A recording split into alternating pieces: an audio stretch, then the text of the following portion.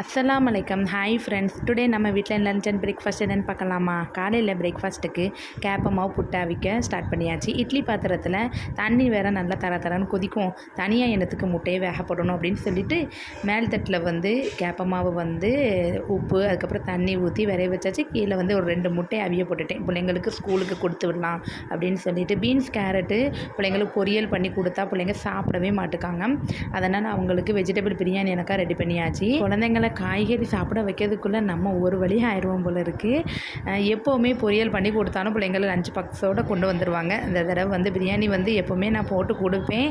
ஆனால் இன்றைக்கி நல்லா குலைவாக காய்கறி எல்லாம் சூப்பராக சாஃப்டாக வெந்திருக்கு. இன்ஷால்லா பார்ப்போம் பிள்ளைங்க ஈவினிங் எப்படி கொண்டு வராங்க என்னென்னு.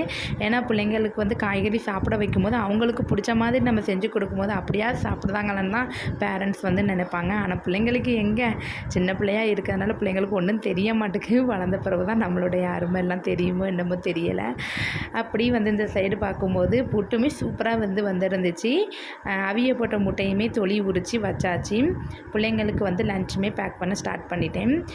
பையனுக்கு 7:30க்கெலாம் வேன் வந்துடும். அவங்களுக்கு சாப்பாடு அப்படி சூடாகவே பேக் பண்ணி பாயில் பண்ண எக்கை கட் பண்ணிவிட்டு மிளகு உப்பு போட்டு வச்சுட்டேன். சிம்பிளாக தான் வச்சாச்சு. பையன் இதை சாப்பிட்டுக்கிடுவாங்க.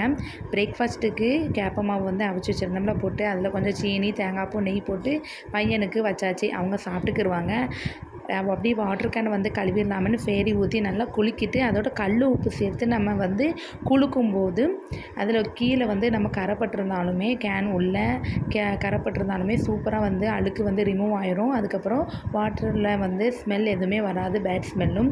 இந்த மாதிரி நீங்கள் ட்ரை பண்ணி பாருங்கள். வாட்டர் கேன் அதுக்கப்புறம் வீக்லி 1 டைம்ஸ் சுத்தப்படுத்தினா மட்டும் போதும். நீங்களும் ட்ரை பண்ணி பாருங்கள்.